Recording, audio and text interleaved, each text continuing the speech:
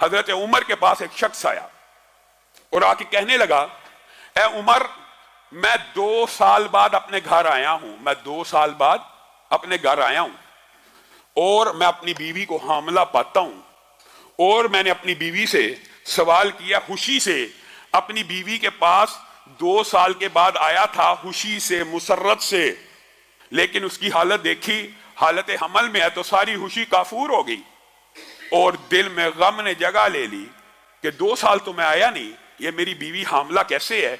जब मैंने उमर उससे इस्तिफसार किया तो वो कहने लगी, अल्लाह की कसम, मेरे पेट में जो हमल है तू ही इसका बाप है। अब मुझे बतलाइए, 2 साल तो मैंने उसको छुआ नहीं, टच नहीं किया, 2 साल बाद मैं सफर से आया हूं, वो हामला है और उस बच्चे की निस्बत भी मेरी तरफ करती है, अब मैं क्या करूं। ये सही असर के साथ, सही संदों के साथ जो हदीस या असार मौजूद होते हैं, मुनकरीन हदीस इनका भी इनकार कर देते हैं। और अल्लाह की हिकमत भी इतनी अजीम है इस बाब के अंदर कि जिस हदीस का, जिस असर का इनकार किया जाता है उससे मिलती जुलती आयत अल्लाह ने कुरान पाक में नादिल की होती है। जैसे आदम की उम्र के हवाले से मुनकरीन हदीस ने इनकार कर दिया, 1000 बरस उम्र कैसे हो सकती है, तो कुरान पाक में अल्लाह ने नूह की उम्र 950 बरस बयान कर दी वगैरह। यानी जिस हदीस का इनकार होता है उससे मिलती जुलती आयत भी, उससे मिलता जुलता वाकया भी कुरान पाक में मौजूद होता है। अब हजरत उमर ने मशवरा किया और इरादा किया उस औरत को रजम करने का और हुक्म दिया इस औरत को रजम कर दिया जाए। कौन हुक्म दे रहा? खलीफतुल मुस्लिमीन। कौन हुक्म दे रहा? अमीरुल मोमिनीन। कौन हुक्म दे रहा? हजरत उमर, जिनके इल्म फजल के दुनिया के सारे उम्मती कायल हैं। पास ही मुआज इब्ने जबल बैठे हैं। कहा, उमर, मैं आपके फैसले को चैलेंज करता हूं, मैं आपका फैसला नहीं मानता, आप अपनी इस्लाह करें। कौन कह रहा है? एक रुतबे में, मकाम में कम दर्जे का सहाबी आला दर्जे के सहाबी को टोक रहा है। वजह क्या? वजह उसके बाद दलील है। ये नहीं है कि मैं तेरे से बड़ा आलम हूं, सबको पता उमर बड़े आलम है। जिस तरह उस्मान कुरान के कारी थे लेकिन हजरत अली ने आके टोक दिया, इसी तरह यहां पे मुआज इब्ने जबल हजरत उमर को टोक रहे हैं।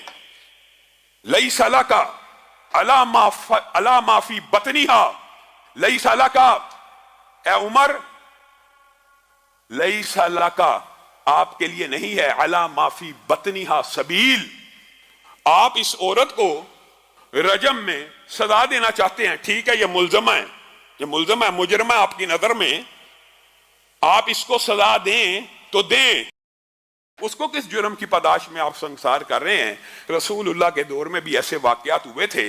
शबीबा गामदी आई थी, रसूलुल्लाह ने वदा हमल का इंतजार किया था, सजा लागू करने से पहले पहले वदा हमल का इंतजार किया था, क्योंकि पेट में जो बच्चा वो भी एक जान है।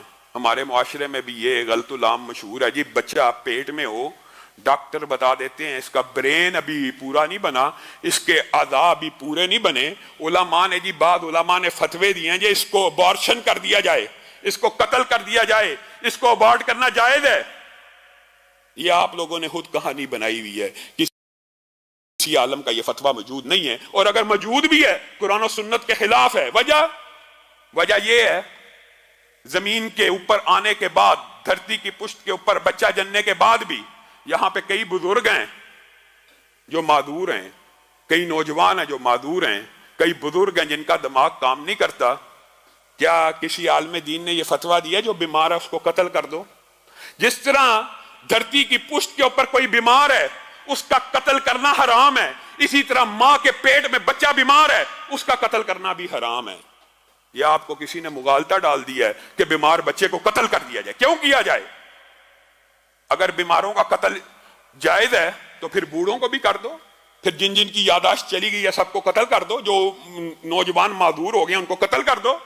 ये खुद साख्ता फैसले, ये मनगढ़ंत फैसले, ये कुरान और सुन्नत के खिलाफ हैं। यही बात मुआज इब्ने जबल हजरत उमर को कह रहे हैं, लईसा लका अला माफी बतनीहा सबील। उमर, आप औरत को रजम करना चाहते हैं, कर लीजिए, उस बच्चे का कोई कसूर नहीं, हम उसको रजम नहीं होने देंगे।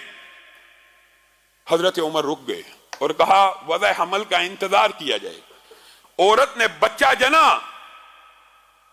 औरत ने बच्चा जना, और सही सनद में मौजूद है जिस वक्त वो बच्चा जना कद खराजत सनायाहू, जिस वक्त वो बच्चा जना गया वो इतनी बड़ी उम्र का था कि उसके दांत निकल आए हुए थे, उसके दांत निकल चुके थे। और बाप ने उस बच्चे को देखा, कहने लगा अल्लाह की कसम, काबे के रब की कसम, ये तो मेरे ही जैसा है और ये मेरा ही बच्चा है। हजरत उमर तक ये खबर पहुंची।